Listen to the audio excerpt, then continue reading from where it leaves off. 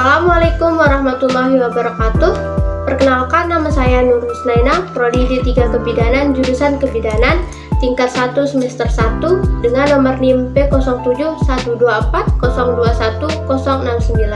Di video kali ini saya akan membahas tentang sistem reproduksi pada wanita untuk melengkapi tugas ujian tengah semester saya. Di mana seperti kita ketahui, reproduksi pada wanita terdiri dari dua bagian, yaitu bagian eksternal dan bagian internal. Baik, terlebih dahulu saya akan menjelaskan bagian eksternalnya. Yang dimaksud dengan bagian eksternal yaitu organ reproduksi pada wanita yang keluar atau bagian yang langsung dapat dilihat oleh mata. Untuk bagian pertama yaitu mons pubis. Mons pubis ini sendiri adalah bagian yang menonjol pada simfisis pubis yang terdiri dari jaringan lemak. Mons pubis ini nanti akan ditumbuhi oleh bulu-bulu halus ketika sudah masa pubertas. Bulu-bulu halus ini sendiri nanti berfungsi sebagai pencegah infeksi. Untuk bagian selanjutnya yaitu labia mayora. Labia mayora ini sendiri adalah lemak lanjutan dari mons pubis ke bawah, yaitu terdiri dari kiri dan kanan. Terdapat bulu-bulu halus di samping labia mayora. Untuk selanjutnya yaitu labia minora. Labia minora ini adalah lapisan kulit atau lapisan yang tipis dari kulit sebelah dalam labia mayora. Labia minora ini terdapat banyak pembuluh darah dan otot-otot halus dan juga serabut saraf. Untuk bagian selanjutnya yaitu klitoris. Klitoris ini sendiri adalah merupakan Untuk bagian selanjutnya yaitu klitoris. Klitoris ini adalah organ kecil yang terletak di atas labia minora yang bisa dilihat. Pada laki-laki, klitoris ini identik dengan penis. Untuk bagian selanjutnya yaitu vestibulum. Vestibulum merupakan rongga sebelah lateral yang dibatasi oleh kedua labia minora, di mana vestibulum ini terdapat kelenjar, yaitu kelenjar skin dan kelenjar Bartholin. Di vestibulum ini juga untuk bagian selanjutnya yaitu hymen. Hymen ini sendiri atau kata lain dari hymen yaitu selaput darah, merupakan batas atau sekat antara genitalia eksternal dan internal. Hymen merupakan selaput yang menutupi interius vagina, di mana hymen yang normal terdapat lubang kecil untuk aliran darah menstruasi. Untuk bagian selanjutnya yaitu perineum.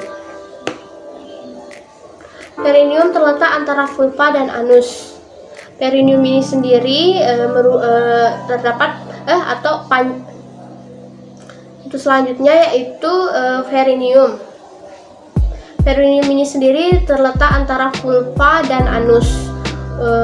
Panjang perineum sekitar 4 cm dan mempunyai susunan otot-otot dan saraf pembuluh darah. Selanjutnya di sini saya akan membahas alat reproduksi wanita, organ internal bagian dalam.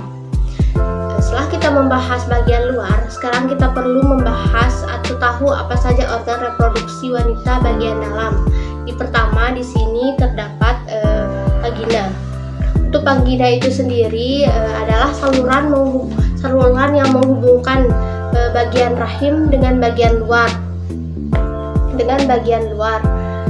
Letaknya di dalam tubuh belakang kandung kemih, lebih rendah dari rahim. Bisa dilihat di sini vagina. Fungsi vagina itu sendiri sebagai alat reproduksi wanita, menjadi jalan keluar darah saat menstruasi, jalan lahir bagi bayi, serta jalan masuk sperma menuju rahim. Untuk bagian kedua yaitu ovarium. ovarium atau indung telur berada di sisi kanan dan kiri rongga panggul yang bersebelahan dengan bagian rahim atas. Alat atau organ reproduksi wanita yang satu ini bertanggung jawab untuk memproduksi hormon seperti estrogen, hormon estrogen, dan juga hormon progesteron dan ovum atau yang biasa disebut sel telur. Untuk selanjutnya yaitu tuba falopi, bagian kiri dan kanan. Untuk tuba falopi ini sendiri atau ovinduk memiliki bentuk seperti saluran bercorong yang masing-masing membentang dari ujung kanan dan kiri pada rahim atas ke ujung ovarium. Untuk bagian selanjutnya yaitu rahim. Rahim atau uterus adalah organ reproduksi wanita yang berongga dan bentuknya seperti buah pir. Bisa dilihat di sini. Ini merupakan rumah bagi janin yang sedang berkembang. Untuk yang selanjutnya yaitu leher rahim atau serviks. Di sini leher rahim atau serviks adalah organ berbentuk silinder atau tabung yang menghubungkan vagina dengan rahim. Serviks sendiri berfungsi memproduksi lendir yang angka berubah selama siklus menstruasi. Siklus lendir serviks bertujuan untuk mencegah atau membantu terjadinya kehamilan. Di sini saya akan menjelaskan bagian-bagian anatomi dari panggul. Anatomi panggul terdiri dari 3 bagian. Yang pertama yaitu os coxae, os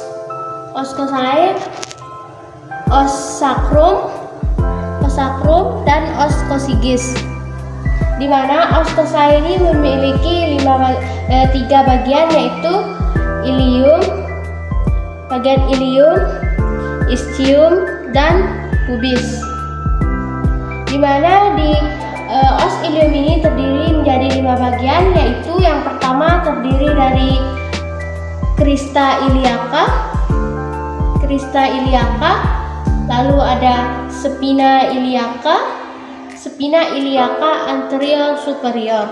Lalu di sini ada spina iliaca anterior inferior. Lalu nanti di belakang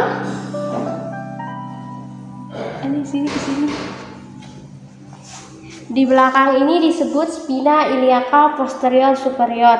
Lalu di bagian belakang ini disebut spina iliaca posterior inferior. Lalu di sini juga disebut linea terminalis.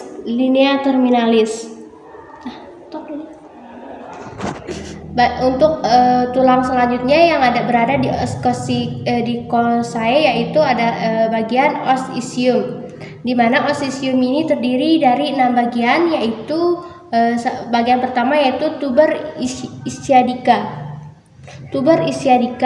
Lalu untuk yang bagian dalam yang kiri dan kanan ini disebut dengan spina ischiadica.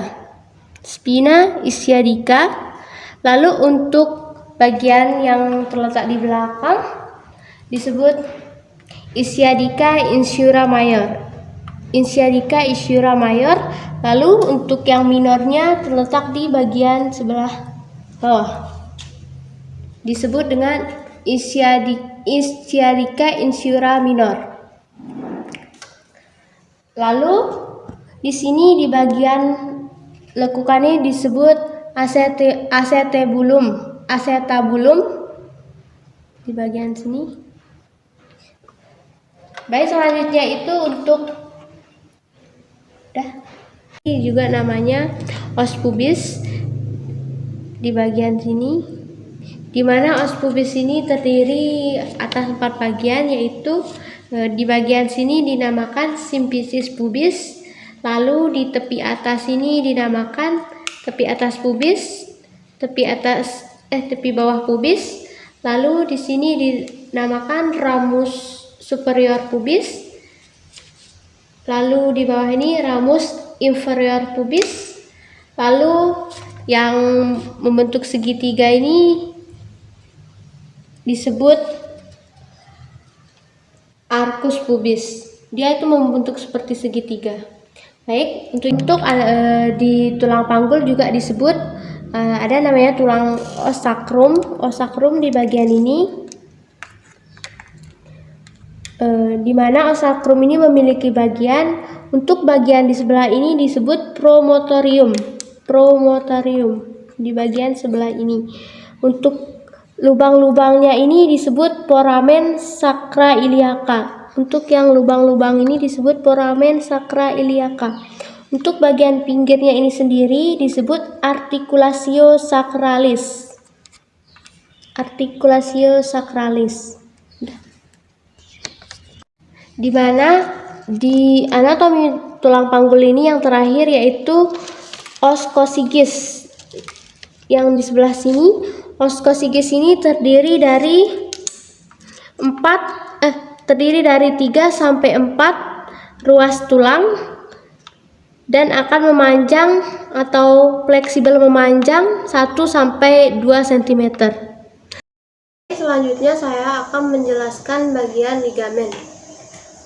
Sudah terlihat pada gambar. Untuk yang pertama yaitu terdiri dari ligamen iliolumbale. Yang kedua yaitu ligamen inguinale. Dan yang selanjutnya di sini ligamen iliofemorale. Baik, itu tadi adalah bagian-bagian dari ligamen pada pelvis. Ginkoid sendiri yaitu panggul yang paling ideal, diameter anteroposterior sama dengan diameter transversa, bulat. Jenis ini ditemukan pada 45% wanita. Sedangkan untuk panggul android, bentuk pintu atas hampir segitiga, umumnya pada panggul pria, panjang diameter transversa dekat dengan sakrum. Pada wanita sekitar 15%. Untuk panggul antropoid, bentuk pintu atas panggul agak lonjong seperti telur, panjang diameter anteroposterior lebih besar dari diameter transversa.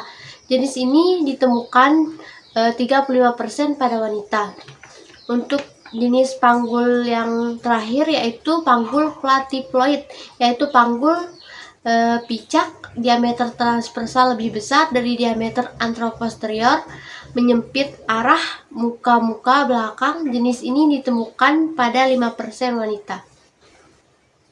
Selanjutnya saya akan menjelaskan tentang pemeriksaan panggul luar. Terdiri dari 4 bagian pemeriksaan yaitu distansia, spinarum, cristarum, conjugata externa, dan pengukuran lingkar panggul.